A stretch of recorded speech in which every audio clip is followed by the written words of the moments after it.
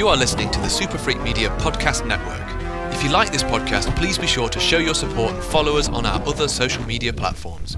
Check out the links listed in the description of this episode to find out more. Thank you. I'd really like to see Rachel Weisz in the Scream franchise. I can imagine her being like, turns out Gail Weathers has a sassy sister. And I'm like, I can see it.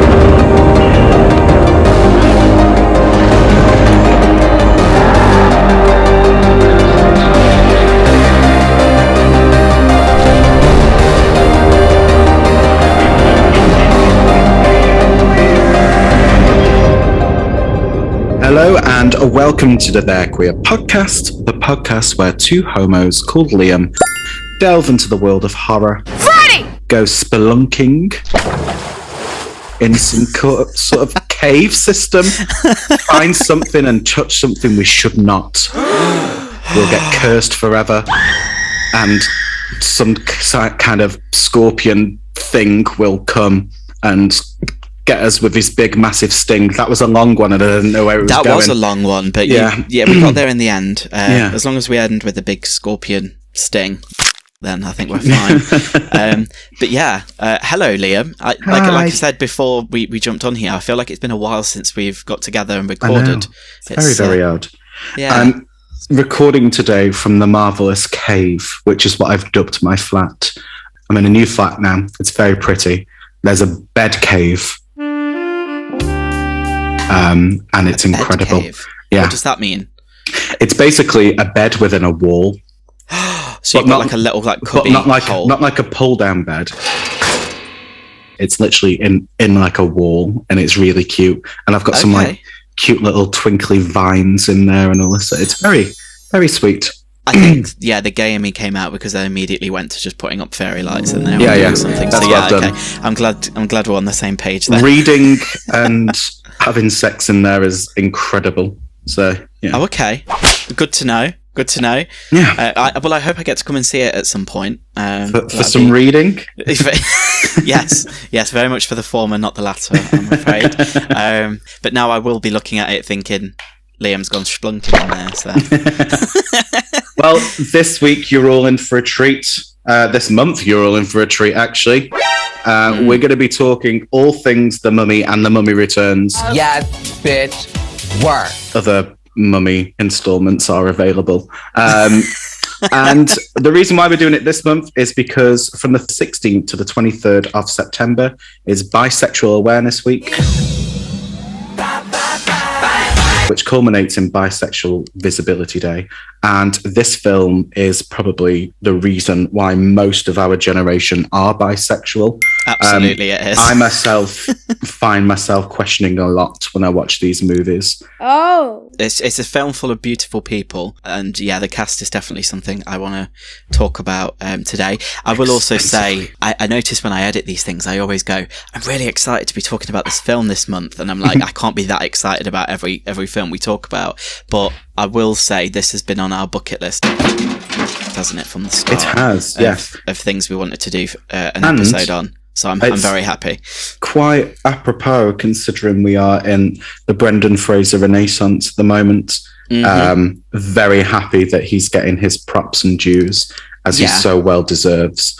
Absolutely. He's a beautiful man in many, many ways. Inside and out. I'll take your word for it. No, absolutely he is. I think I saw a meme somewhere that made me laugh where people were like everyone's saying it's the Brendan Fraser comeback, but for those of us who've still been watching The Mummy at least twice a year, he's never left. You've no fucking choice because ITV2 decide to put it on every other Thursday near enough. Well, this we'll get into this when we talk about how we actually got into the Mummy, because there is an ITV link, absolutely. Oh. But before we dive into the meat of it all, I think I say that more than you now on these episodes. What's have you been up to much recently? Obviously, so you've moved house. You've got a lovely new flat. Anything else? I have a lovely new flat. Work has been busy because Pride season is finally over in Derbyshire. Thank God. I'm busy with that. Busy with trying to juggle work and being a social person. And also been writing some incredible things, including a short story called Sticks and Stones, which is part of the Superfreakmedia Campfire Chronicles. That was seamless. Yes. That was wonderfully slipped in there. I'm really proud. It's the first time something that I've written has been put out into the world on this scale. Bit daunting, but also I'm very happy with it. It's my first time delving into body horror. I've never written body horror before. I've always done spooky or slashy. I don't think you just delve into it. I think you absolutely get all up inside it, burst out and splatter it all over the walls. It's absolutely incredible. I will say, when you sent it across and I got to have a read of it, I was just like, fucking hell, this is great. It's really, really good. And I do appreciate you being one of the contributors to it, to be honest, because it's been a really exciting project. Like, we don't usually collaborate all that much, not like out of choice or because we choose not to. It's just a lot of the stuff's just written like in-house and then we just make it straight away. And this was, the Campfire Chronicles project was something that was born out of the pandemic. We were like, well, we can't get together and make films anymore. What else can we do? And I've always loved, like, Are You Afraid of the Dark and Goosebumps. So this is kind of like our little nod to that. But yeah, it's just not suitable for children. I just thought I'd add that. Absolutely not. I mean, literally to the point, I think I put like a 15 plus rating now on it just because.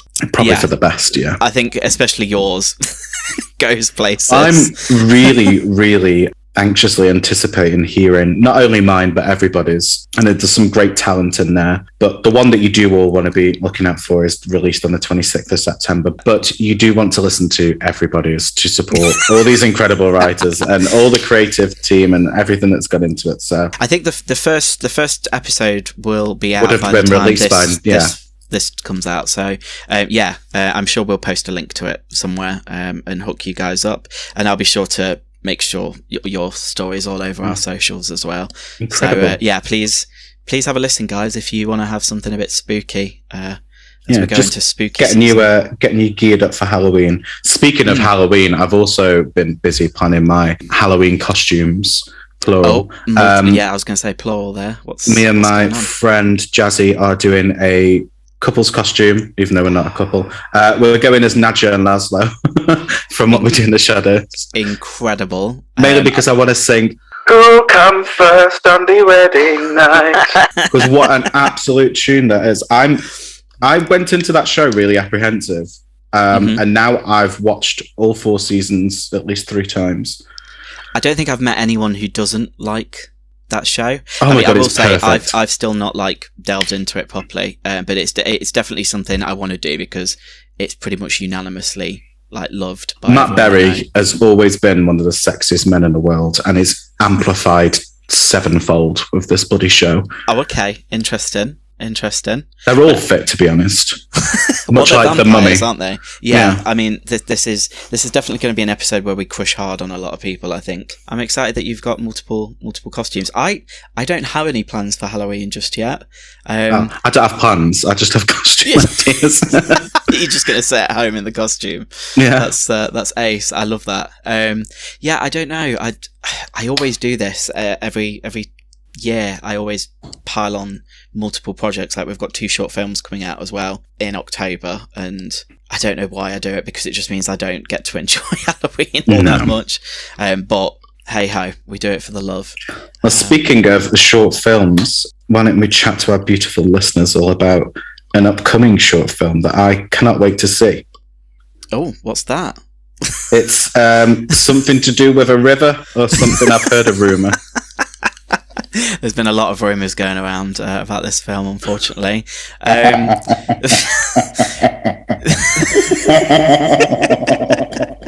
That laughter, I just need to put an echo effect on, I think, and just let everyone enjoy that. Sorry, I was sipping my coffee as I was laughing. So. The first film that we've got coming out is called The River, and it plays with a figure of English folklore that I haven't been all that familiar with, and the actress who's in the film, I think, grew up knowing about the legend, so she was telling me about it. And plus, I've actually really got into kayaking as well recently. Oh, okay. That's something I never expected to come from. She's sporty now. Yeah, I'm really kayaking of all things to get into. Do you live near a river? No, this is the problem. I don't even live remotely close to a body of water, but I saw she posted on Facebook that she had a kayak and she was going, and I was like, right, well, we need to make a horror film there immediately. Completely underestimating how difficult making a film is on water. Oh, I can imagine. So, we went camping for a couple of days, a weekend or so ago, and just absolutely bossed it out. Nice. Yeah, obviously in the run up to that, I've been going kayaking with Sarah, who's the star of the film, and I absolutely love it. Oh wow! What is funny though is I've done like really, really well, and it's just been me and her. But you know, as soon as like the cast and crew were there, and I had to get on a boat, I fell in every time. I fully fell in and just completely just. What's the difference between kayaking and canoeing? Or is it just a posh version, like a posher way of saying canoeing? I think a kayak is more... So the kayak I usually go on, I will say, disclaimer, it is Sarah's, because she has like multiple of these kayaks for some reason. I go on like a sit on top one, so it's a bit more stable. She goes on one where you like sit in it, and that terrifies me, because if you go underwater and you have to get out, it's like, no. Nope. A canoe is more like just a long, narrow boat that you paddle with. So, well, I suppose that's the difference. Every day's a school day, and our audience are for a massive treat today. Yeah. You came here expecting the mummy. You've left being kayak experts. I mean, yeah, it's been a weird month. That's all I'll say. But I'm super excited, and the next one we're filming early October to release at Halloween. I'll probably say more about that nearer the time. Yeah. Just because, I don't want to tickle everyone's balls, don't. Tickle everyone's balls, don't. A bit of a tease, edge everyone a little bit. Speaking of edging, this film. Oh my days! Well, how many times have you edged to this film? Not that many, to be honest. I can't be arsed.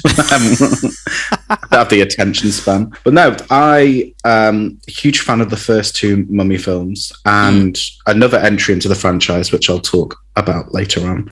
But the first two, well, I say the first two Mummy films, I think are two of the greatest films, I dare say, of all time. They are, I think they're quite timeless. Oh, absolutely, yeah. Other attempts to capture some of the magic that these films have been attempted and failed miserably, even by the same team. We're not going to talk about the Curse of the Dragon Emperor or whatever the third one's called today, because I've watched it once and I probably won't watch it again. Fair enough. Okay. And that was when it was released. And also the Tom Cruise Mummy film. I'm happy to not. Mention that. That's something that happened.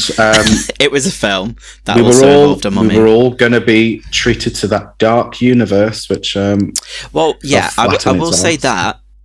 I'm gutted that never happened. Yeah, like an Avengers of the Universal Monsters is. Well, if I want that, I'll just watch Monster Squad. So.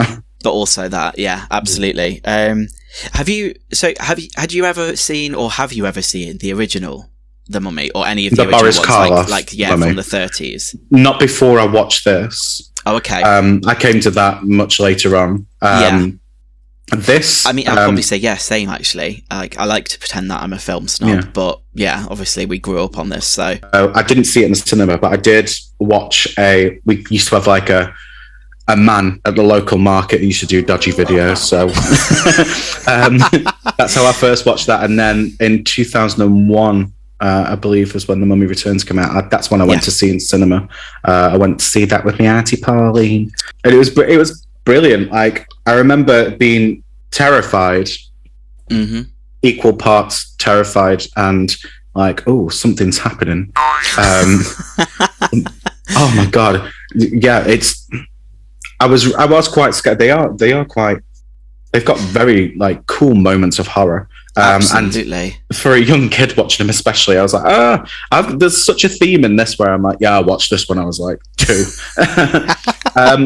I've noticed, but a lot of the films we talk about, I did come across at an early age. But I do love that it's either your it was your gran, wasn't it, at Blockbuster? Or Yeah. now it's the dodgy guy on the market with the pirate DVD. He was the enabler. The reason why I got it is because I was, as queer kids, you're always like, are you going to be obsessed with ancient Egypt or Greece or Rome or anything like that? I was all of them. I was going to say, yeah, like I was the whole frigging checklist. I can remember. I'm sure everyone at home had that one book that everyone else seemed to have that was all about ancient Egypt. Yes. So this. I think what got me into stuff was I watched The Prince of Egypt first when I was a kid. Yes. And I saw that at the cinema. What a film.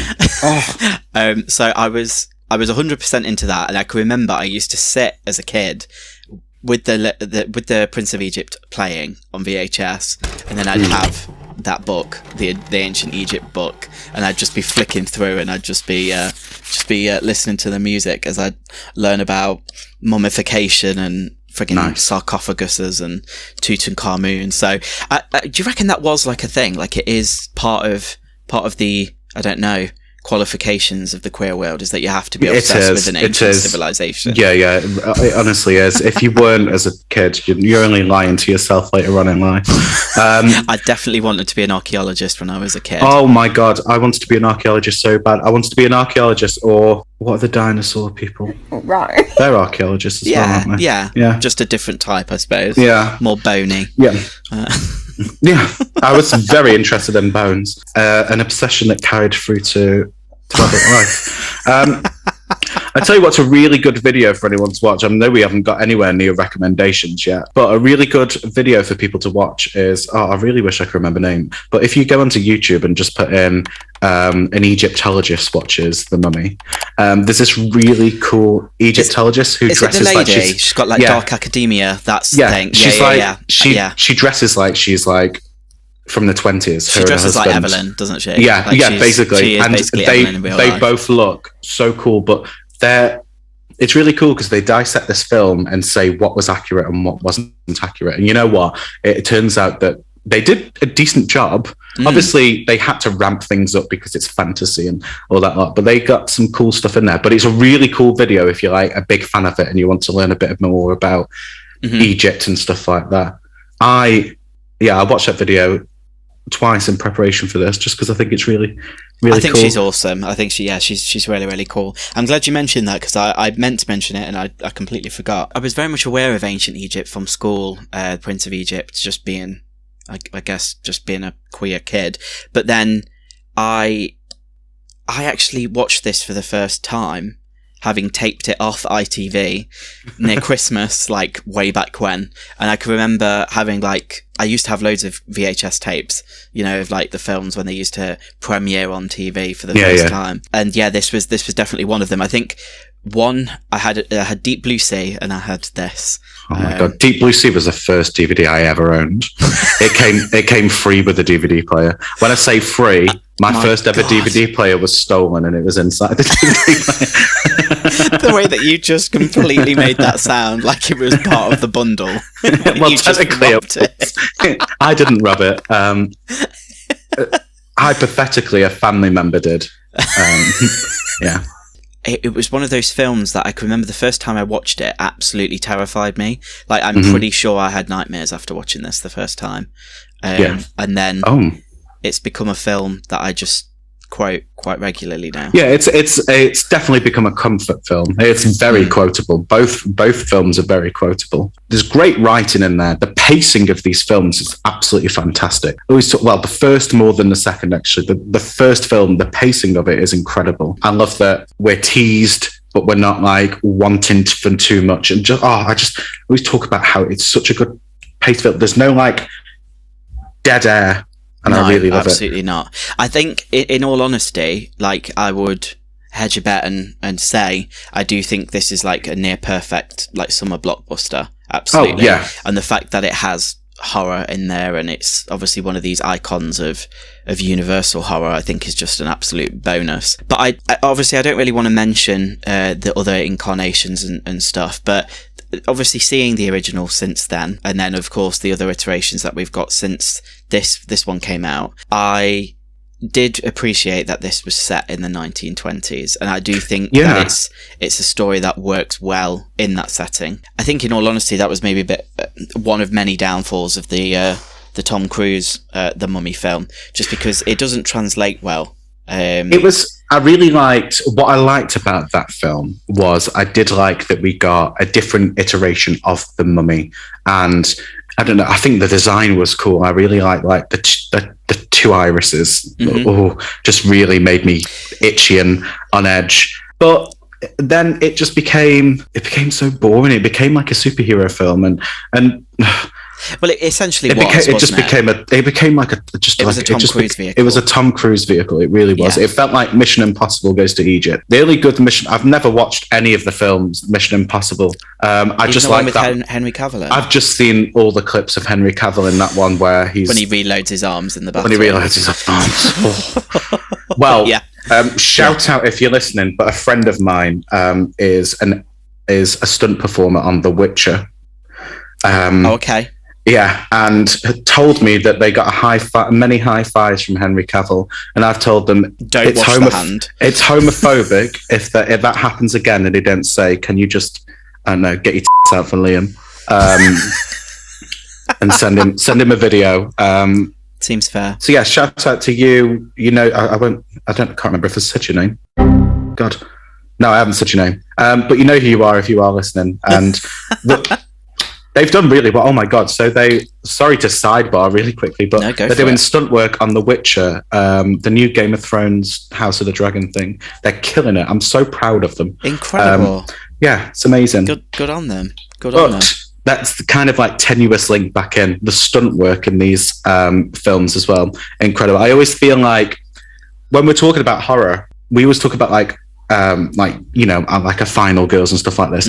I really like it when stunt performers really like help make a film. Thinking of you've got films where like you've got people walking on fire. You've got the fire stunts. Like, what's that film that scares me? Cape Fear. But and then in this, there's just some great stunt work. It really does. And I don't know how much Brendan Fraser did himself, but I know he liked to get heavily involved. But he's got the body for stunt work in this.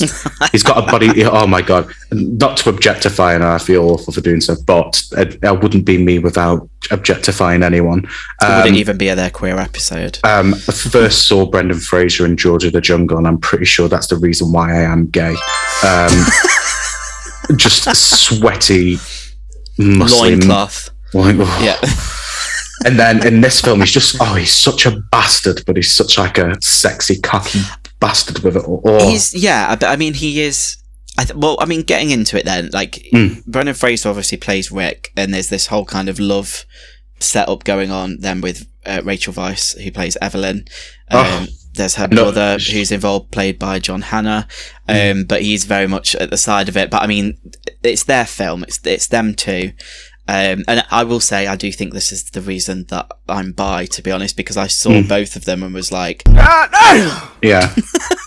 Also, shout out to Oded Fair as well, because he is also a gorgeous man who just sits atop a horse and just watches things go by. So. Oh my God, the Magi guy. Mm-hmm. Yeah. Oh my God, him, and then the one who gets his eyes eaten. Oh yeah. God, my eyes. My tongue. Oh my God. There's just some ridiculously beautiful men. The whole cast and Rachel Weisz and Anak Suleiman. Good God. Yeah. So yeah, for anybody who hasn't watched either of these films, the basic premise is Rachel Weisz really fucking loves Egypt. She goes to Egypt, meets a man who's like a bit of a bastard and he's locked up, and he's like, I can take you to a secret Egypt place that no one's ever been to. And she's like, oh, go on then. They go together. Go on then. They accidentally wake up a mummy who's an ex-dickhead who used to bowl about with the pharaoh but f***ed his wife, and so the curse was put on him, and then they release the curse, and then the mummy Imhotep's just like, I need to be alive again and rain plagues upon Egypt, and they're like, you can't do that. Not having any of that. So hijinks ensue. Turns out Imhotep really fancies Rachel Weisz. I mean, he's only human, but he's only inhuman. But also, he sees her as the reincarnation of his lover, his dead lover, an accident on the moon. But the second film will kind of muddy that a little bit. So basically, in the end, sorry about that, everyone. My cat fell onto my laptop. Yeah, I mean, cats do feature heavily in these films. Yes, they do. Guardians of the Underworld. So maybe Stella just didn't like where this conversation was going. Well, yeah, she. So basically, long story short, Rick O'Connell, sexy bastard that he is, saves the day, and the mummy gets put to bed. That's certainly one way of summarising it. It's just incredible. It's such a good film. So good, it's so entertaining, and like you said, there is like no dead space, pardon the pun. No. Like, it's just one thing. Just really great atmospheric horror. Really great design. The costumes are stunning. The sound, even though it does that typical thing of, right, we're set somewhere hot, so let's put a yellow filter on everything. But you know what? It was 99. Have you seen that the TikTok video that's going viral at the moment, where it's like any Hollywood film that features a Middle Eastern country, and it's just like an orange-yellow lens. Yeah, and then it has to wobble because of the heat. Yeah. And then there's a woman in the background who looks at camera like through like someone's head. And there's someone going, yeah.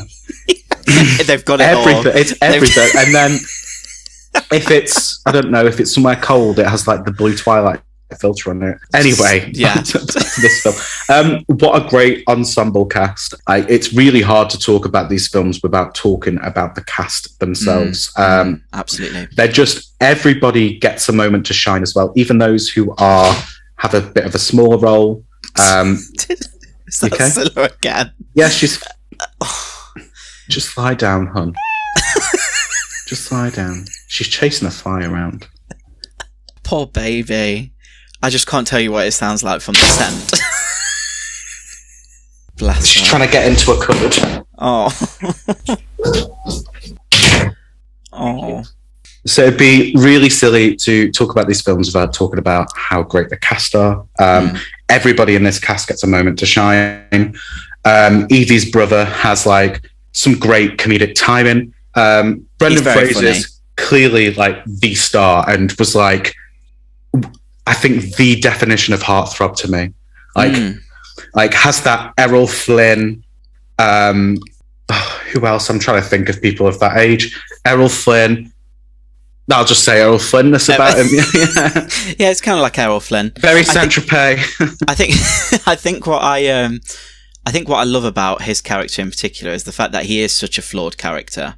But like, we're allowed to see that and enjoy it, and then have a good time with him kind of then realizing, do you know what, he is actually going to be a nice guy and fall in love with Evie. I didn't realize until watched it at a later age how dark it actually gets. Like somebody literally gets their eyes sucked out and their tongue ripped out, and you don't think, because I think it's like a 12, isn't it, or something like that. Yeah, but this is what I mean. Like, this is why this film genuinely scarred me, because it goes places. Yeah. Like, in the time when he becomes like, when he gets mummified alive. Yeah, and they cut off people's tongues, and they put the flesh-eating scarabs in there, and bugs. Yeah, and then there's like the bits where he's like all sinew and muscle and stuff, and it was like PG Hellraiser at that point. Absolutely, it was. Like, it's definitely I think teetering on the edge of being a bit more than a 12A. Yeah. It's one of those, but I think we talk a lot about gateway horror on this, and I think this is definitely one of those where if you want to get into horror, but like you like your action films and that's kind of thing, it's a really good way in, because then you've got some like really horrific stuff, but you've got so much action and comedy to kind of like even it out. And then you can then go back and, I don't know, maybe watch, the Boris Karloff original, and then, I don't know, watch Abbott and Costello or something. I don't know. Absolutely. It's just a great way in. Highlights for me of the first film, scenes that I like in particular, is where Imhotep's come to Evelyn's room and he's trying to get out his way with her, and it's like, nope, this cat's gonna completely f***ing cut you. I've got There is a comment to make there. I think a man who's so afraid of pussy that he has to evaporate into sand and leave the room is definitely something to be noted. Oh, I haven't even spoken about how sexy Imhotep is as well. Although I did for ages think it was Billy Zane. I thought it was I used to say as a kid, I was like, oh, that's the same guy from Titanic. Oh. And then I was like, why is he sexy in this and not sexy in Titanic? Is that just like another unanimous thing? Do people just not really like Billy Zane? Or I don't know. I don't think I've met anyone who's I'm sure he's lovely. I don't know. You know how you said F Michael Douglas on the last episode? I think I might say F Billy Zane on this one. Oh, okay. But yeah, I don't know. I just feel like he'd be a bit of a dick. Another highlight for me is any scene where Evelyn just gets to like girl boss. I just love how knowledgeable she is. I like that even though she is a damsel in distress, she kind of does it with a nod and a wink though, doesn't she? Like she's always... Yeah, I mean, even the opening scene with the where she's in the library and she has that great comedy scene on the ladder and she just fully dominates all the bookcases. But it turns into a carry-on film for a second. Absolutely. Even after that, she's kind of like, well, the only reason I'm here is because I'm the only one who can actually bloody do this job. So simmer down. She is incredible and just gets as incredible throughout it. I really love the scene when she's drunk. The amount of times I say, I'm a librarian, when I'm on a night out is unbelievable. Like if I'm in a smoking area anywhere, I'm probably saying I'm a librarian to someone. So that's me. One thing I found out from the Egyptologist was it turns out that ancient Egyptians weren't as obsessed with cats as we all seem to think they were. In fact, they preferred dogs because they gave dogs people names, but cats were just called cat. No. It just happens that a lot of cats were featured in symbolism and stuff, and cats were never the guardians of the underworld. I mean, I did think that. Could you imagine? You want to get into the afterlife, and then you have to go. All you'd need is just a red laser pen, and then you'd be in, wouldn't you? Just like here, pussy. You've got cream all over your whiskers. Sorry, for any Big Brother fans out there. George Galloway said, would you like me to be the cat? That's scarier than anything we've ever covered on this film. I will say, that's something that, I mean, again, I suppose, when I just think of like my childhood, it was pretty much just Big Brother and The Mummy, if I'm being honest. So, absolutely. Channel 4 for Big Brother, flick over to ITV2, and they're either going to be playing The Mummy, some Bridget Jones film, or Star Wars used to get a lot. Jurassic Park, a Fast and the Furious film. It was only ever Jurassic Park 3 though. They just they love Jurassic Park 3 over there. They obviously couldn't afford the rights to 1 and 2, could they? So they just got the terrible one where the raptor goes meh on the plane. Alan. Anyway, let's talk about a vastly superior film. Other highlight for me is the character of Benny. I'm glad you mentioned him. It's such a little scrawny shit. I just love when he's like trying to save himself, so he's like got all these different religious. May the good Lord protect and watch over me as a shepherd watches over his flock. Ya ilahi, seyirni yamayış, havani. No. Okay. That's camp. That's absolutely camp. These films are great camp films. That's a great way of putting it. They really are camp. I don't think it wasn't as intentional as they wanted it to be, but I think they're one degree away from sometimes Brendan Fraser and co just literally looking at the camera and going, are you in on the joke too? So yeah, I mean, but Benny is chef's kiss. I love his little hat. I love, like you say, how scrawny he is. I will say, I think that's probably one of the moments that absolutely ruined me and stuck with me, though, is when he died at the end. Oh.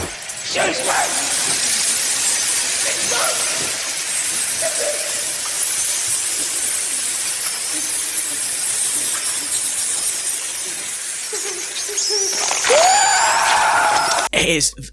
I don't think it's warranted. Like, I know he's a bad person, but it's vile. And you don't see anything.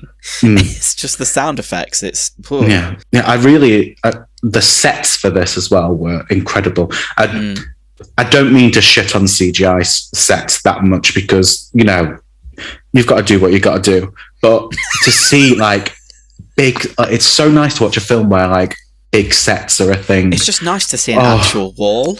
Yeah, and like actual steps, real walls. Yeah.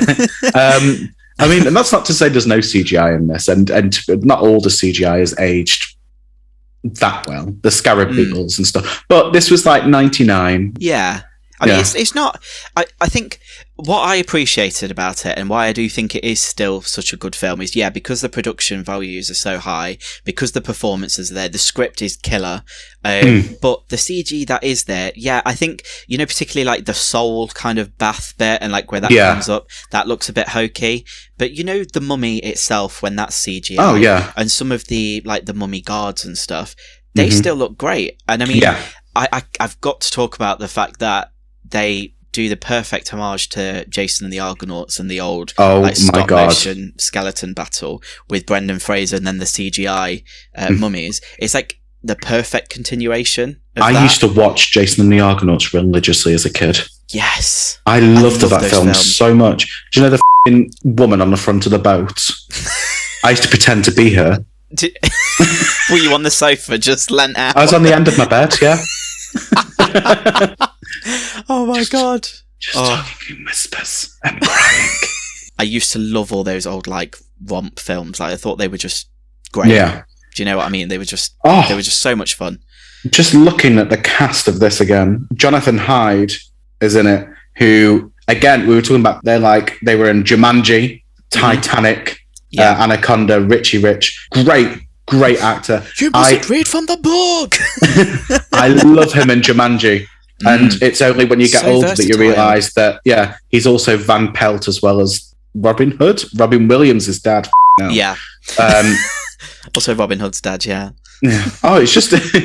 I feel bad because I keep saying, oh, God, this film's great. And I'm not really getting too much to it. But I really do think when they cast this and they were like, we've got these two people on screen, how are people going to react? I really honestly do think our generation and seeping into Gen Z, most of us are queer because of this film. Absolutely. And the next film. It's not all about looks, I know, but they're also very attractive, but also just incredible people. Like, I literally can't think of if somebody was to say to me, describe the archetype of like a heartthrob in a film, it literally would be Rick O'Connell in this.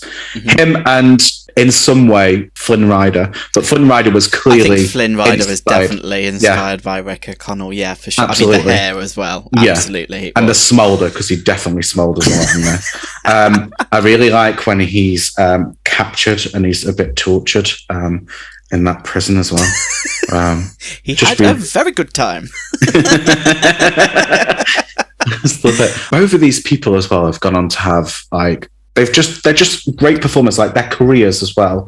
I know there's the stuff with Brendan Fraser, but at the moment people are, he's managed to tell he's told his story, and people are just seeing everybody welcome him back and show him how beloved he is. Not just because of The Mummy, just great films like George of the Jungle. Just being a decent human just being. an incredible person, as well as being ridiculously fine. And then Rachel Weisz has just gone on to be like a gay icon. She's just not aged a day, has she? She hasn't. That when she was in Black Widow film recently, I was like, how the is she still? How is she still the same? She looks incredible, and she's like doing flips and shit. I'd like to see her come back and do a little bit more, because I know she's kind of been a lot more focused, I think, like on her family and that side of things. She's married to Daniel Craig, isn't she? Yeah. Oh, could you imagine? Another beautiful pairing. I would love to watch. Oh, wow. I would love to watch. If by any chance, if anyone they were knows in a film them together, weren't they? Were they on? Was it Dreamhouse? I think that. I don't know if that's where they met. But I don't know if there's a sex scene there. You might be able to watch. No, I want to see the real thing. I want to be a fly on the wall. I want to be able to smell it. Oh my God, Liam. Dear Lord. But I would really love for these two to get back into to do some horror, but of a different nature. I think I'd really like to see Rachel Weisz in the Scream franchise. I know that we've only really got, but I don't know. I can imagine her being turns out Gail Weathers has a sassy sister, and I'm I can see it. And Brendan Fraser, I'd really love to see him do a film that I really like. 10 Cloverfield Lane. I know that not a lot of people like it, but John Goodman's performance in that. Yeah, I absolutely love 10 Cloverfield Lane. Yeah, I'd love to see Brendan Fraser in a film very similar to, taking on that kind of sinister role. Because we all know him as this happy-go-lucky. Well, I'm excited to see him in The Whale. In Whale, I know that's going to be more, from what I've read. And again, he's a queer character in that as well, I believe. So I'm excited to see that. I do like Darren Aronofsky, in his films. They usually throw up a lot of questions. I don't know. I think it's going to be interesting to see. It wouldn't surprise me. I mean, I know we've done a previous episode on Scooby-Doo. This is like a Scooby-Doo for me. It was definitely one of those things that you'd have in the DVD player on repeat, or you'd have the VHS tape, or I just grew up on these films. And I know there's grumblings about them maybe trying to actually get another Scooby-Doo film made. I wouldn't be mad at that. I wouldn't be mad at seeing another Mummy film, to be honest. No, me neither. I think they've got it down, and they're not going to improve on it. Yeah. So on that sweet little note, we're going to move on to The Mummy Returns, a film that kind of divides some people because I think it's great. Some people don't enjoy it as much as the first one. I think it's on par, personally. The CGI isn't as good, and we all know that. I'm just gonna address the scorpion in the room. The whole Dwayne "The Rock" Johnson bit at the end, where he's it's just a shame, a scorpion man, and he just looks like, I don't know, scaly Shrek. Even Shrek looked better than that. I was going to say, it's a choice, isn't it? And some of the mummy effects weren't as good as they were in the first one. But what I did like about this film a lot is we got to develop the characters more. It does rehash some of the same plot points as the first one, yes. But what I like about it is these characters, when we meet them again in The Mummy, quite a few years later. So we've got Rick and Evelyn are married, and they have an annoying brat of a little child called Alex. They always ruin films with a child, and in this film, a child, and this film is no exception. So they're still being. Oh God. First of all, could you imagine having them two as parents? I mean, I think, I think I wanted them to be my parents. Just this kid doesn't realize how lucky he is to have these really cool parents. Absolutely. So they're still adventuring. Alex finds a bracelet and puts it on, being a little that he is. And it turns out that this bracelet can take you to the tomb of the Scorpion King, who was a man back in the day. I'm not going to explain what the Scorpion King is, and I'm not watching this. I watched the Scorpion King film once, and I probably won't do that to myself again. I was going to say, I think I only saw it once. Lo and behold, Imhotep's back to life. The twist, I suppose, on this one is that Anaxana Moon is back, and she's kind of reincarnated, isn't she? So she's the one doing the bringing back of Imhotep this time. And then Anaxana Moon's here, and she gets a. She's absolutely stunning as well. Oh my God. I'll just quickly talk about that flashback scene. This is the whole reason why we've included this, surely, because I'm going to address this now. Address the golden sword fight in the room. Before we get any further, the sword fight in this film, well, it's a fight in this film between Anaxana Moon and Nefertiti, who it turns out, spoiler alert. Yeah, there's a whole reincarnation so plot going on in this when he was like, "You remind me of my dead shag," he was thinking of the wrong one. Wow. But anyway, this fight scene, first of all, the choreography in that fight scene it is so good. It's really, really good. Them two look hot. Ladies, so hot. Sorry to disappoint, but you're not my thing. I'm sure a lot of you are crying right now. But when I watch that scene, I'm like, oh damn, maybe, Oh damn. maybe I do like the ladies. No, I don't. It's just that scene. But it's, I do love the so fact good. that it takes them to be painted gold in full like armor and loincloths, and then you're like, maybe.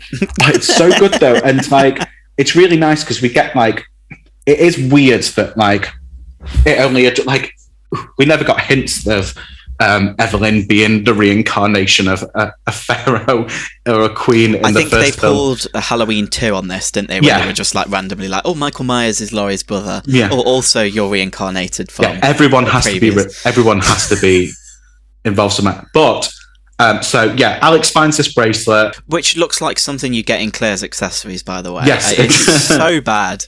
It's so bad.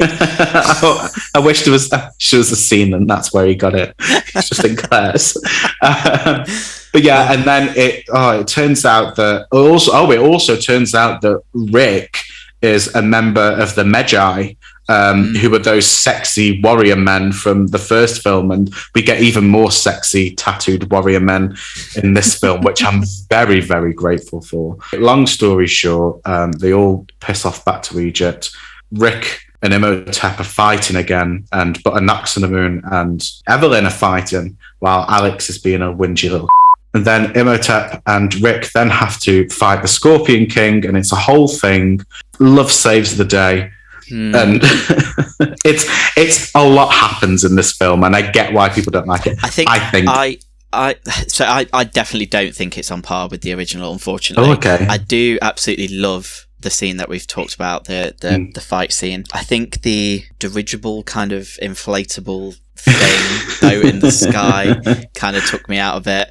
I like the little pygmy monsters. I thought they were so cute. Terrifying. Speaking of Jurassic Park, it reminded me, that scene when they're in the grass really reminded me of The Lost World when the raptors take them out. That was really cool. I think I like when there's the whole army of the Magi going up against the army, because those men. Yeah, you've got like a lot of Anubis kind of soldiers, haven't you? I like the stuff on the London bus as well. I thought that was really cool. Like, again, like, you know, when Great it was like stunts. practical and it was stunt work, and it was very much in the vein of the first one again. I thought it was great.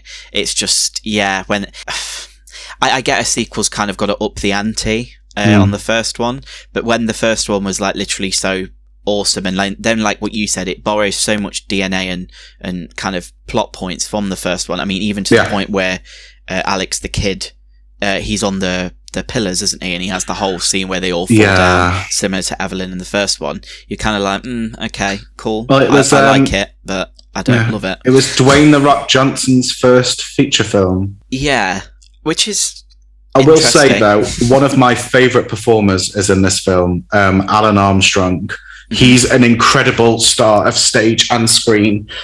He was, I don't like Les Mis. I'll go on record and say I think Les Mis is a pile of shit, but he plays the best version of Monsieur Thénardier ever. If you ever get a chance to watch him do Master of the House on YouTube or wherever, watch it. He's incredible, but he's just as incredible in this. He's like a real character performer. Again, with this, all actors get to shine. It's nice that the sexy Magi man gets to be the sexy Magi man again.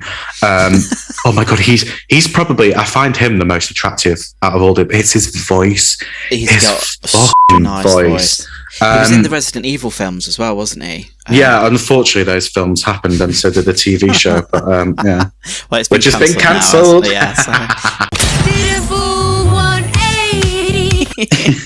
But he was in if anyone's ever watched Juice Bigelow, Male Gigolo, he's in that, and he plays a gigolo. But no, he's a great voice actor as well. I think the thing is, you know, about the second film, like it isn't a bad film, like by any means. Like there was a lot more shit made at that time.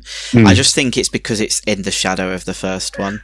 I don't think it's as scary as the first one as well. No, I feel like the first one you could very easily say that it's action horror, whereas this one I feel like is more of it's like a family caper sort of thing. Action adventure. Yeah, I'd say bringing the kid into it. I think it was an ruined attempt it. to maybe like up the stakes, but then at the same time it made everything kind of like kid friendly. But they brought a kid into it because they did want to make it a big franchise, which is, I'll talk about it now, but it'll come up later, because they had a tie-in kids TV show to this. The animated Mummy TV show. The TV show up on my I wall. had the DVDs. I was obsessed with it. I used to watch it on BBC. It was great. I was really I'm not going to lie, though. I was jealous of Alex as a kid. Yeah, so I wanted that bracelet. I wanted to be an archaeologist, and then he's like literally being raised by archaeologists and getting raised in like frigging tombs. I'm like, yeah. What am I doing? Going to primary school? Like, what is my life? I will say one thing as well, though, that I do love about both of them, particularly though, again, I suppose it is the first one, and I noticed this time around watching was the sound.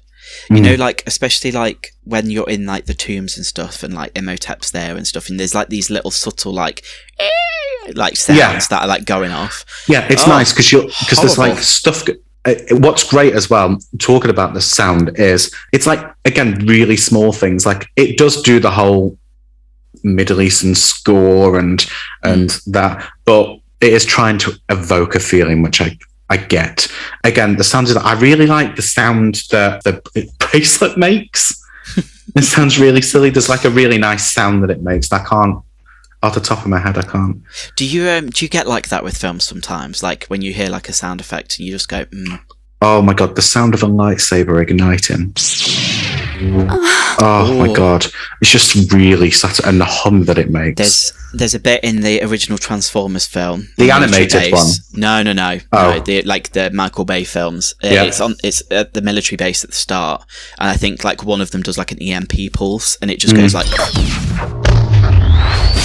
In Star Wars, again, when Boba Fett, Boba Fett has these bombs. Jango Fett has these bombs coming out of Slave One, and the noise that they make. Oh my God! I'm not an ASMR person, but there is something about sounds in films sometimes when they just scratch that itch that you just didn't know you had, and then you just go, "Oh, okay." But I think this film, The Mummy Returns, is gayer than the first film. I think it's 100% gayer because it's so fucking camp, and also there's a lot of gratuitous shots of everyone looking sexy. I think they knew the cast were like hot as. The amount of slow-mo as well in this film. I mean, I always think slow-mo is a sign of camp, to be honest, particularly objects being thrown from one person to another. And there's literally a point where, I think, is it Osiris's scepter, like goes through fire in slow-mo and extends as it goes through the air. I'm like, okay, incredible. Phallic. It's a lot. It's just a shame about that ending, I think. You know, if the ending was like on par or like was the same standard of the ending of the first one. Yeah, like, I think the big thing that lets us down is they couldn't decide of whether they wanted Imhotep to be the scary bad guy again, or whether they wanted the Scorpion King to be as scary as he was claimed to be. And then there was this build up, and he just looked like a PlayStation character. Yeah, that's literally what he looked like. It's a shame. Unfortunately, this did launch Dwayne "The Rock" Johnson's acting career, and now we can't get rid of him because he's in everything. Do you not like him?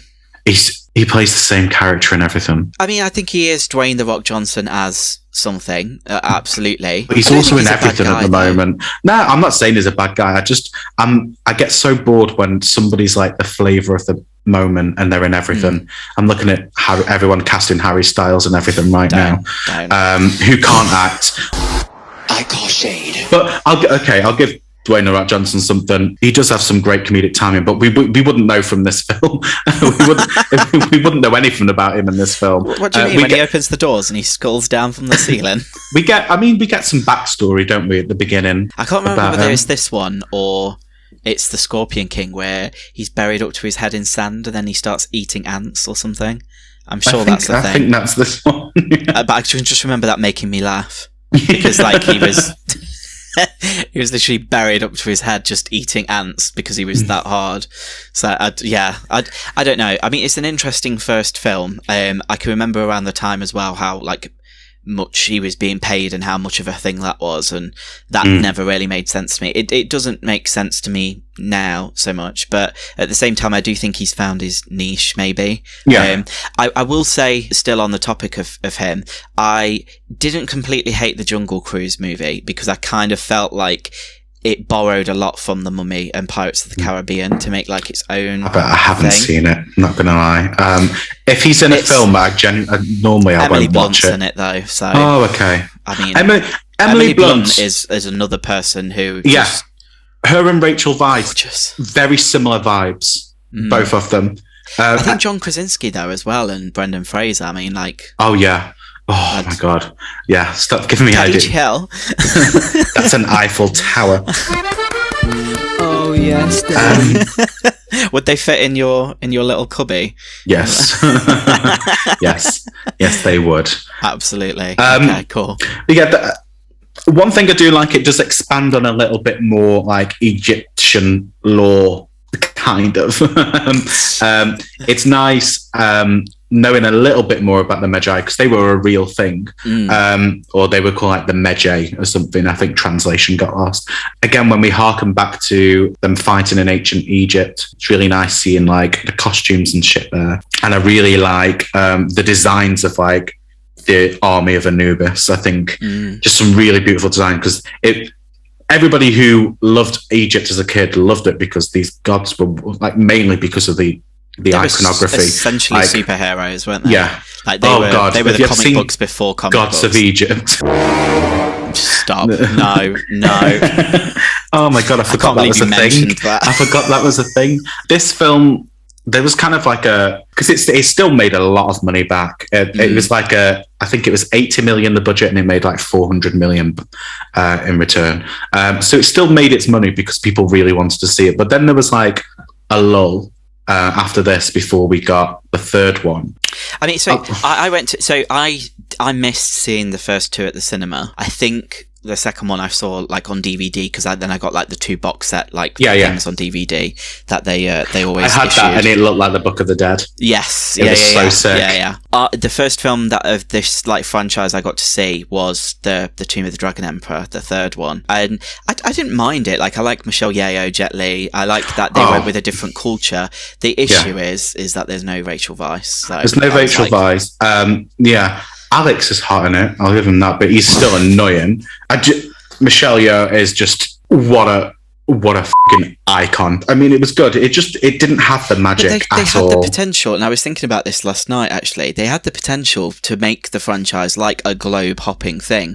Like, 'cause there's no reason why we couldn't have had like an Aztec one. Or oh my god, it would have been so good. All these other cultures like coming through, and it was really clever, like tying it into real stuff that exists that people know about, like the Terracotta Army. Like you might not have known it by that, but you've seen photos of it, and it was just.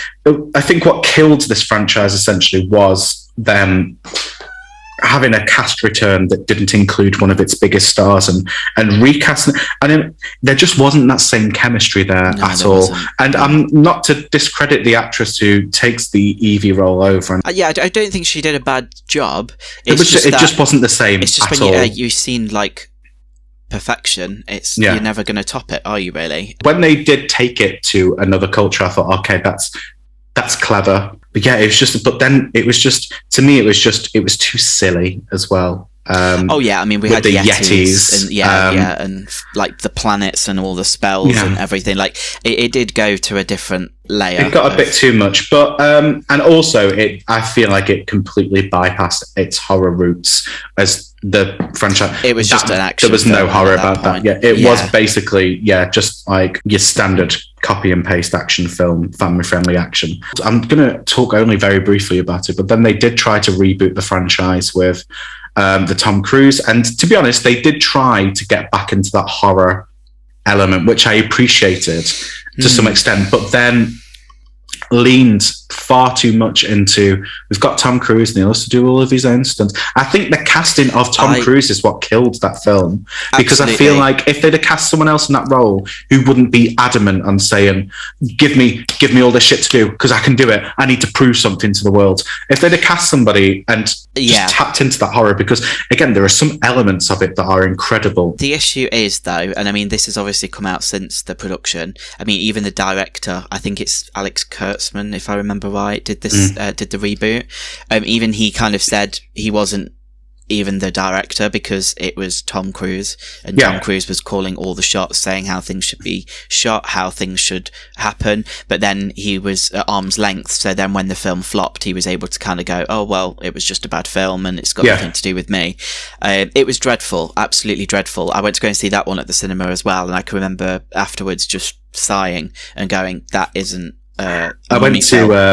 I went to see it in Italy. I was in Italy when it came out. Were you? And I went to an Italian cinema, so I never watched it in English. One thing I will say, the only thing I can recommend about that film is, I don't know if you saw this, when they released the trailer, they released a version of it without the music, and it only had some of the sound effects on, and it's on YouTube, and I advise you, please go and watch it because you'll absolutely piss yourself. Okay. Because it's the bit where the plane goes down.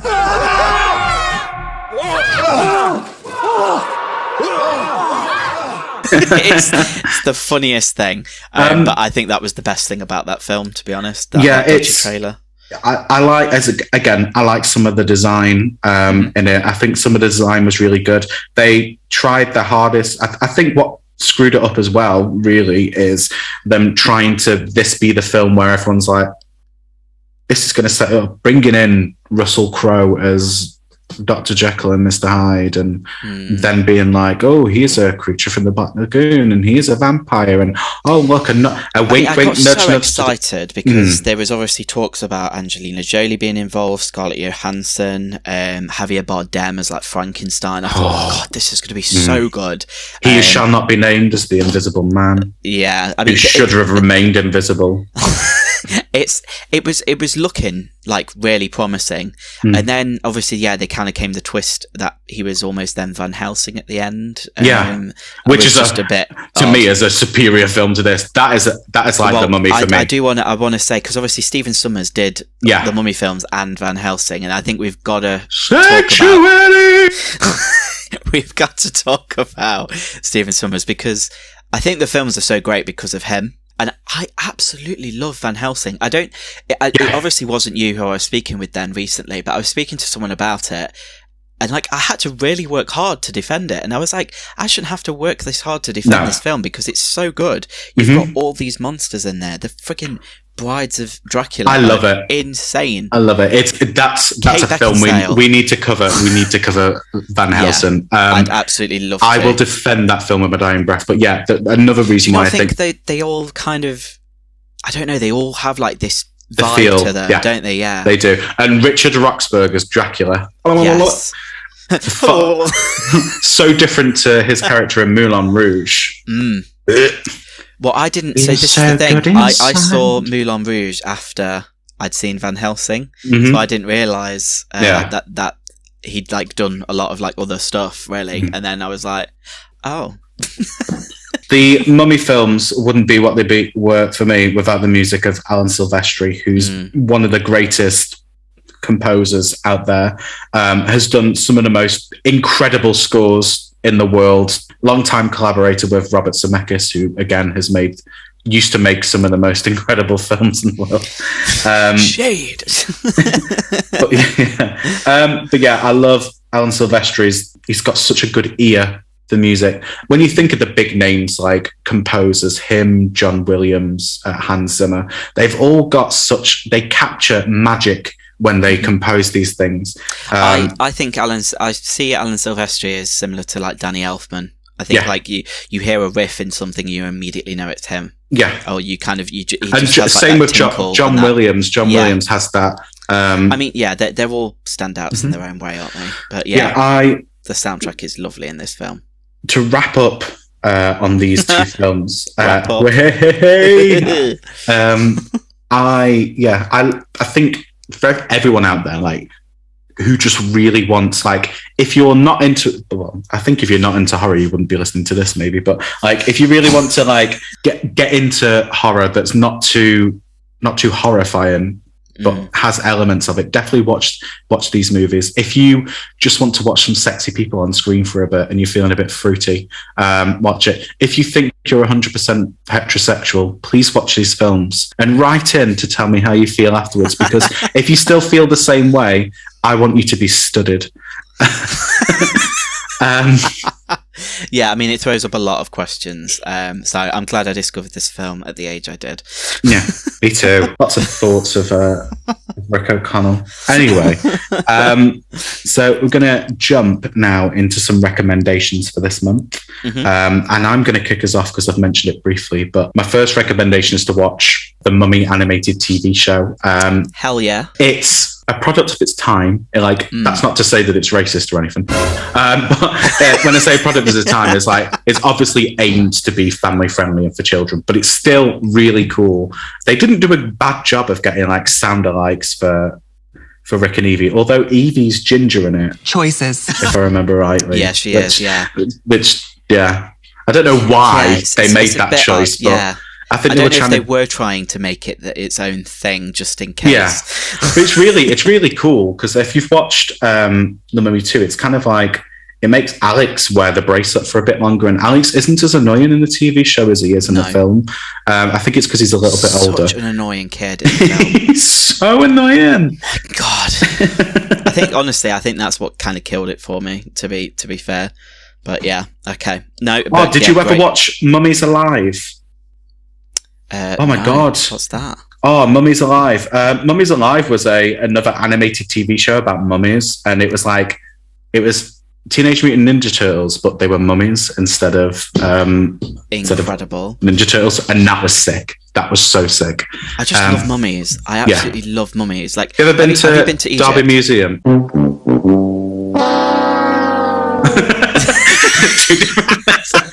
Derby Museum has a mummy. I've never been to Egypt. I want to, but also you can serve up to 17 years hard labour, or in a camp, or in prison for being homosexual there because of morality laws. So, okay, well, interesting. So okay.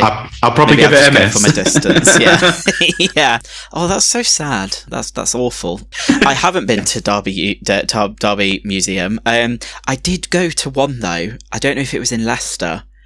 To be fair, we've stolen a load of shit, and there's mummies everywhere. So, well, yeah, but that's like a thing, isn't it? Like, the only reason like they're not discovered, and also the things that happened, like, we used to eat them, and there used to be like, yeah, like, what?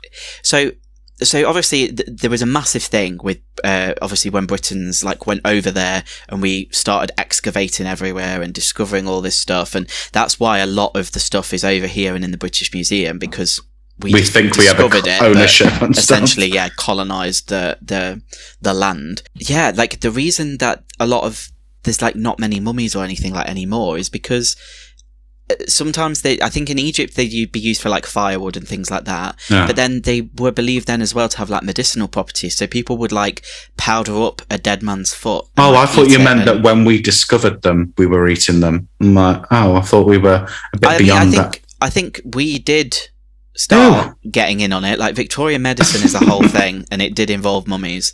So yeah, I'd implore you to look into it. It's very odd. There's a lot of weird shit that people used to do.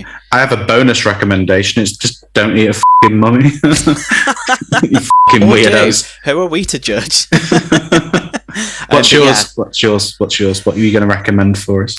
So yeah, my recommendation this month is going to be a TV show. It's on BBC 3 and it's called Red Rose. Okay. And it's essentially, I think it's billed as The Ring meets Scream in Bolton.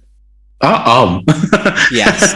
Yeah. I get Bolton and Barnsley mixed up, but I'm like, yeah, it's in Bolton. So like they're all up north, and it's very cool. It's a bit Black Mirror-y. I mean, the thing I admire about it is the fact it's British horror, which is great. Seeing a British horror TV show, it takes risks. The characters are not safe. at all. Like, they are not opposed to just offing people, again, which is refreshing. It isn't the most scary, but it definitely taps into like a lot of stuff that youth are dealing with today, particularly obviously social media stuff online, queer youth as well. It's very, very good. Homegrown horror, so Incredible. what's not to love? So my second recommendation of the month is, well, not to break tradition, but I'm going to talk about a book. This book is written by a mutual friend of ours, Leroy Cross James, has written a book called Camp Silver Oaks. It's a fun, like, teen slasher at a summer camp. The cover to it's really cool because the cover looks like one of those like black and white American journals. Yeah, and it's so cool. It's a nice and short read. It's like 129 pages, so it's yeah, and it goes in a direction I never expected it to go, which is really cool. I really recommend people go out and read it because it's really nice to support not only our friends but small independent authors. As somebody who aims to be a small independent author one day, but you're gonna do it, dude. Absolutely. I mean, I've read some of your stuff, so yeah, absolutely, you're going to get there. But we should get him on the podcast at some point. Yeah, we actually I think should. We should.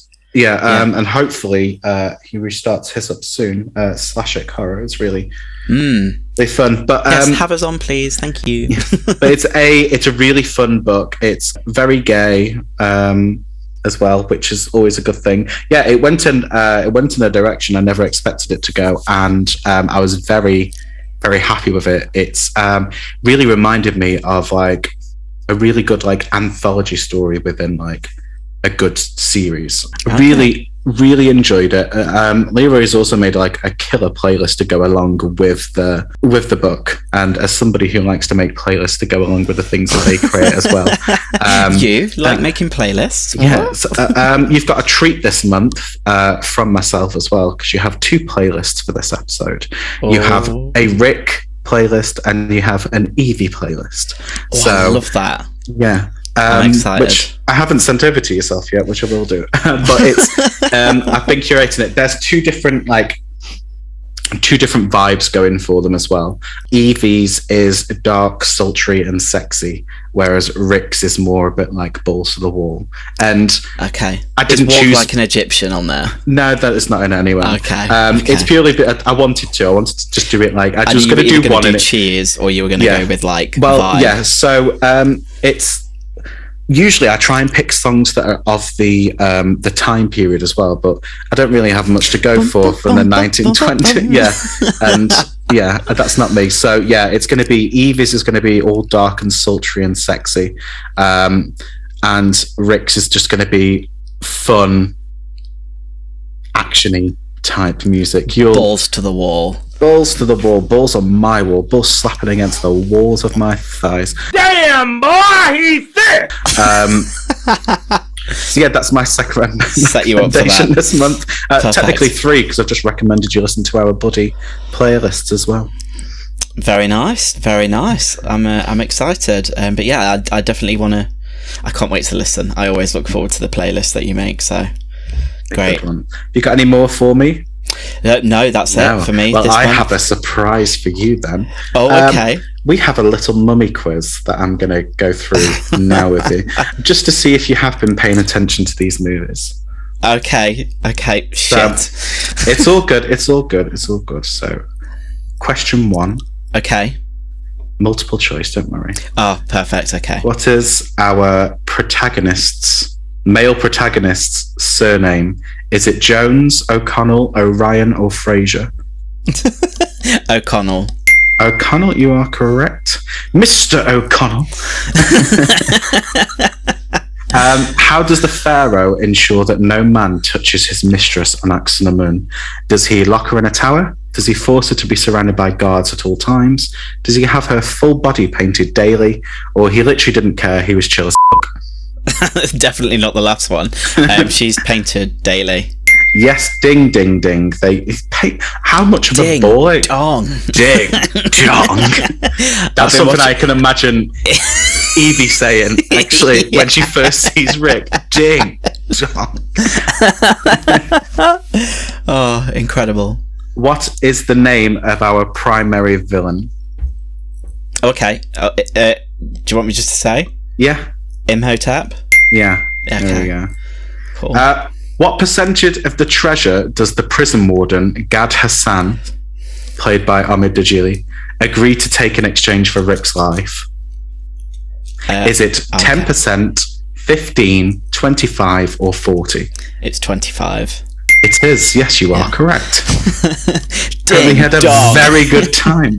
He had a very good time. How many children does Benny have? 1, 3, 5, none. He has none, but he has none. future children. Someday I might. What's the only thing that Imhotep fears before he fully regenerates? Is it cats, fire, scorpions, or commitment? It's pussy. Ding, ding, ding. What are the name of the nightmare-inducing bugs? Are they blue beetles, scarabs, scorpions, or skin-eating nasty meanies?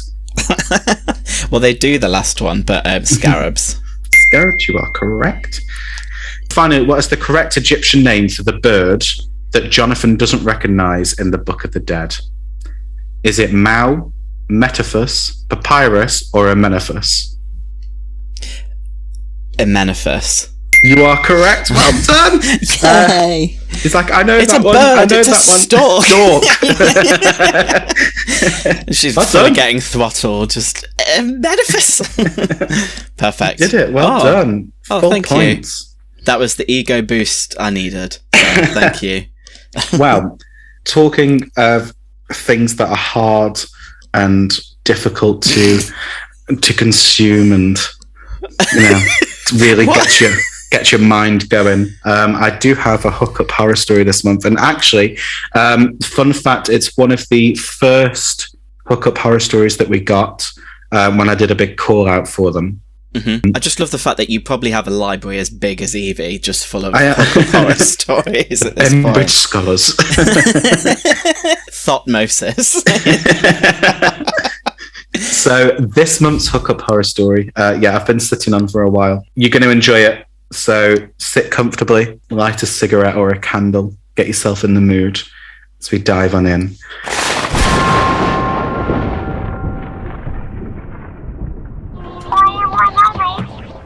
So, about 6 years ago, I got chatting to a guy on Tinder and thought it was going quite innocently until about 4 days into chatting when he sent me a dick pic. That's not the story, don't worry, so hang on with me there. Anyway, being the dick pig that I am, and seeing his uncut 8-inch girthy member, I was practically drooling from all orifices. He lived just a short bus ride away, and I absolutely wasn't going to turn him down. So I get myself ready and make my merry way. Yes, as a typical gay, I do not drive. He meets me at the bus stop, and we walk to his, all the while having a genuinely lovely conversation. When we get to his, we barely make it through the door before we start getting at it. It's like a naked relay race up the stairs to his bedroom. Liam, I couldn't tell you what colour the walls were. I was really in the moment. We basically reenact the Kama Sutra, and he's got me in all manner of positions, and my eyes are basically rolling to the back of my head. I'm probably the loudest I've ever been. Oh. There's a knock at the bedroom door, and we freeze. We don't say anything and wait. Then the knocking comes again, followed by, "You almost finished, love. I've made you some tea." At this point, you'd expect him to be mortified and panicked, but nope. He just calmly says, "About 5 more minutes, mummy, and I'll be down." Footsteps move away from the door and down the stairs. He tries to carry on, but I tell him to stop. I'm absolutely cringing. He asks what's up, and I tell him we aren't carrying on while your mum's here. He replies with, "It's fine. I asked her if it was okay before you came over." Liam, I am in disbelief. I am shocked. I am appalled. I am also very horny. Sorry to admit it, but I do think f*** it, and we both finish. Once we're cleaned up, he invites me downstairs, but I'm far too embarrassed. So we run downstairs and is back up in about 3 minutes with 2 plates. I remember it was burgers and chips. He winks at me and says, "Mummy says she'll give you a lift home if you want." The ick is unreal. But then again, I'm the one who let this man continue ploughing me. I awkwardly say thanks. We eat the food, and then it's time to make the dreaded trip downstairs. Mummy is there waiting, car keys in hand, and her anorak on. I don't remember much about the drive home other than her listening to a lot of Celine Dion. When I get out, she's like, "It was lovely to meet you. You must come over again." Yeah, defo. I awkwardly chuckle and wave. So yeah, that's probably the strangest shag I've ever had. Long live mummy. I see why you saved this one for the mummy episode. There's a level of comfortability with a parent there. I would never, like, if I lived at home with my mum, I would never dream to be like, someone's coming over for a shag. And then for her to be like, "You're almost finished. You guys need anything?" It's the level of embarrassment that just didn't exist for her, the level of embarrassment that just didn't exist for him. Mm-hmm. I mean, they're very, very comfortable. Yeah. And I mean, don't get me wrong, it's probably one of the sweetest stories we've had on here, because usually it just involves fluids doing something they shouldn't be doing. But it's so icky. It's weird, but like... It's odd. Fair enough to I'm glad that they didn't turn down the lift home, because I also don't drive, so the struggle is real. Public transport. I'm going with mummy. Exactly. It's just... I had a lot of questions afterwards, and I was like, "Please just answer me some things." So I remember just being like, "How old were you?" Because somebody calling like the mummy, like it was like, "Oh," he was like, "Liam, he was older than me. He must have been about 30 at the time." And I was like, "Oh wow!" No. And then like, I thought this was like going to be like everyone was quite young, so it was fairly like no. thing. So yeah, my friend was about 22, 23. The guy was like late 20s, 30 at the very most. Nope. And I was also like, "Why did you like carry on?" And he was like, "Well, it." Like, it was good. It's already at that point gotten the worst it can be. And I already know that she's heard me. And I was just like, I could not. I mean, good on you. Yeah. But it's made a good story. It has made a great story. Like, good for them, honestly. Like, but also, "Are you my mummy?" That's all. The Doctor Who episode. They open the door and it's just a gas mask child. Yeah, I'd rather a gas mask than it being. Well, that's just kinky, isn't it? Also, just the whole "Are you almost finished, love?" I love the fact that she's downstairs thinking these burgers and chips are going to be burnt to buggery if he don't. Oh, his tea's going to go cold. I do like that she's prioritised. Like, I've slaved over a hot microwave. Yes, absolutely. Oh my god, absolute queen. But to be fair, like, at the end of the day, you've had really good sex. You've got a free meal out of it, and a lift home afterwards. Did they go back? Are they engaged? I never. Yeah, they're married now. Wow. Now they both call her mummy.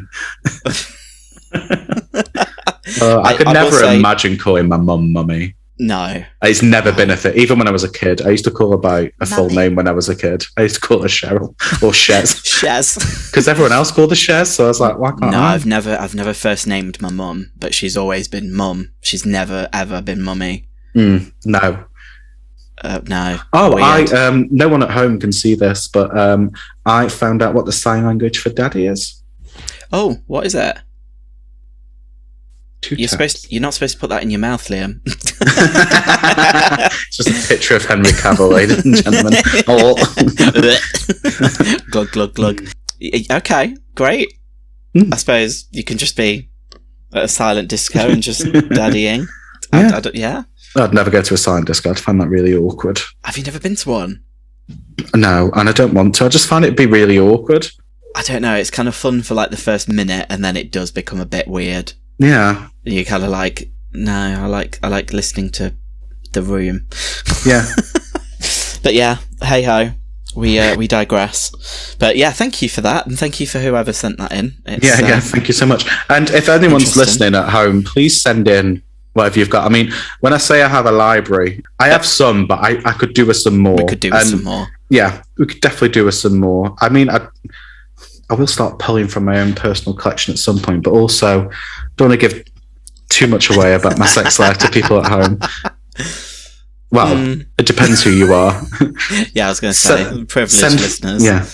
Send photos. Send Yeah, nudes. if you join our Patreon for $4.99 a month, then you'll get to know everything. I think that's probably one of the most wholesome ones we've had, so thank you for that. I mean, yes, it is a wholesome one. We've had somebody get married in one before, which was nice. That was a wholesome one. That was.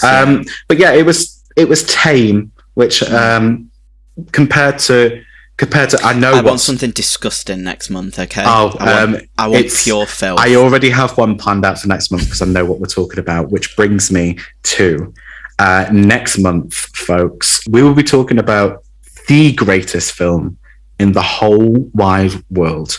We will be discussing for Halloween.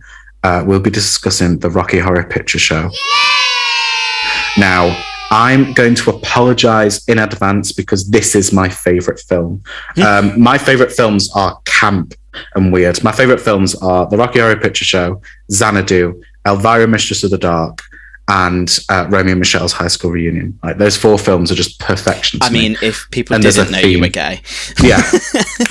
So yeah, we'll be talking with an incredible person. We'll be talking to Gareth Joyner, who's also known as Myra Dubois, who you may recognize from Britain's Got Talent, or if you've gone to see drag, because they are drag royalty in the UK and beyond. And also they do gigs as a character called Frank Lavender, who is also just an incredible character. Before you listen to the episode, I want you to all go and follow Gareth now, or, support Gareth in any way you can. They are literally one of the funniest people that I have ever had the privilege of speaking to. And we bonded over our love of Rocky Horror Picture Show and Bet Lynch from Coronation Street. So, yeah. Winning combo, absolutely. So that will be your Halloween special. In the meantime, I think I might go as Bet Lynch for Halloween, I have the fur coat. That was going to be my costume last year until I switched it up to Juno Birch. Yeah, it was great though. Yeah. It was so good. But yeah, in the meantime, there's lots to keep you entertained. You can listen to the accompanying Spotify playlist for each episode. You can follow us on all social medias because we're funny as Absolutely. You can watch The River when it comes out. You can October 1st, folks. You can listen to all 6 parts of the Campfire Chronicles, and I would love it if people would give some feedback. I'd very much like that, especially on the Sticks and Stones episode, because it's me. I wrote that. I did a thing. You sure did. Series kicks off September 19th, but your episode will be live on September 26th. So it's something I'm very proud of, and I can't wait for it to be released into the great wild yonder. And on a personal level, I think everything that you do, Liam, is incredible. So I'm very incredibly proud of you for getting this done. Thank you, Liam. That's very nice of you to say. You're very welcome. We never really end on a sweet note like this. No. So I'll make a dick joke. Barbecue sauce on my titties.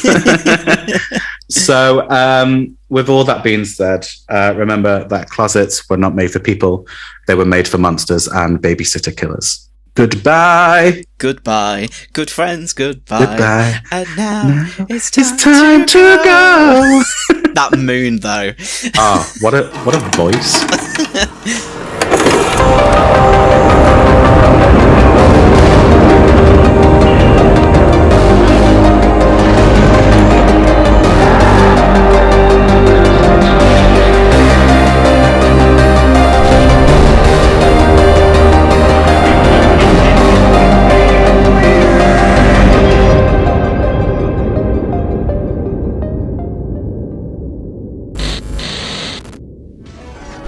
You've been listening to a podcast on the Super Freak Media Podcast Network. To show your support, be sure to subscribe on whatever platform you're listening on. And you can find us on social media in the links in the description of this episode. Thank you for listening.